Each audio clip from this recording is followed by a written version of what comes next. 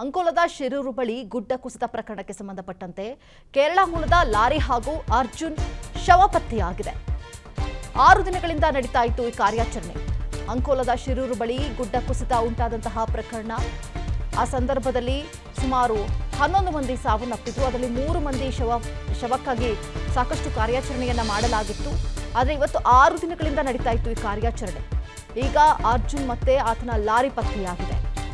6 ದಿನಗಳಿಂದ ಈ ಒಂದು ಕಾರ್ಯಾಚರಣೆ ನಡೆದು ಈ ಕಾರ್ಯಾಚರಣೆಯಲ್ಲಿ ಅರ್ಜುನ್ ಹಾಗೂ ಲಾರಿ ಪತ್ತೆಯಾಗಿರುವಂಥದ್ದು. ಗುಡ್ಡ ಕುಸಿತದಲ್ಲಿ ಸಂಪೂರ್ಣವಾಗಿ ಆ ಲಾರಿ ನಜ್ಜುಗುಜ್ಜಾಗಿದೆ.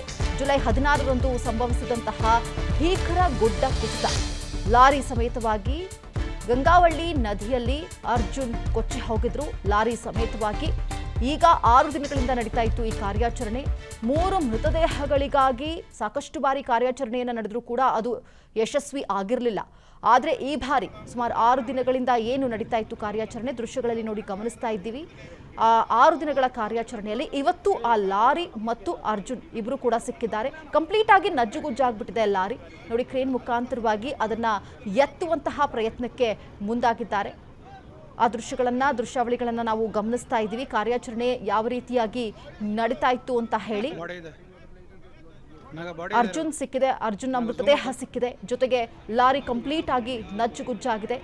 ಜೂನ್ ಜುಲೈ ಸಂದರ್ಭದಲ್ಲಿ ಯಾವ ರೀತಿಯಾದಂತಹ ಭೀಕರ ಮಳೆ ಆಯಿತು ಅಂತ ನಾವು ಗಮನಿಸಿದ್ದೀವಿ. ಕೇರಳ ದುರಂತವನ್ನ ಕೂಡ ನಾವು ನೋಡಿದ್ದೀವಿ.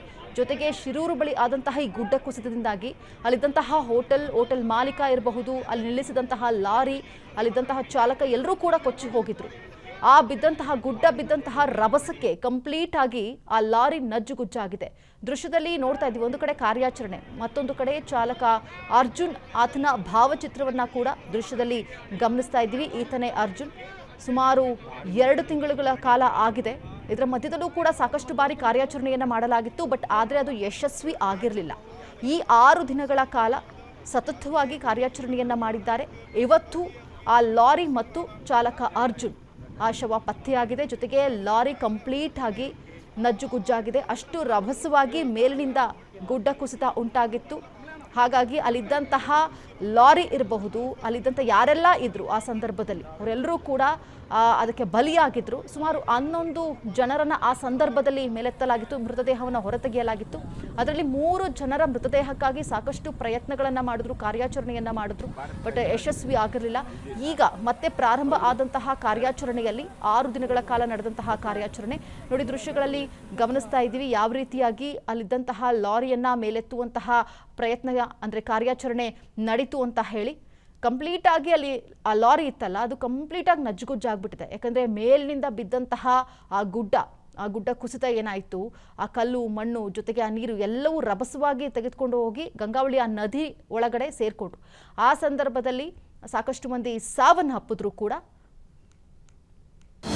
ಅನುಕ್ಷಣದ ಸುದ್ದಿಗಳಿಗಾಗಿ ವಿಸ್ತಾರ ನ್ಯೂಸ್ ಯೂಟ್ಯೂಬ್ ಚಾನೆಲ್ ಸಬ್ಸ್ಕ್ರೈಬ್ ಮಾಡಿ. ಹೊಸ ಸುದ್ದಿಗಳ ನೋಟಿಫಿಕೇಶನ್ಗಾಗಿ ಬೆಲ್ ಐಕಾನ್ ಕ್ಲಿಕ್ ಮಾಡಿ. ಲೇಟೆಸ್ಟ್ ಅಪ್ಡೇಟ್ಸ್ಗಾಗಿ www.vistaranews.com ವೆಬ್ಸೈಟ್ಗೆ ವಿಸಿಟ್ ಮಾಡಿ.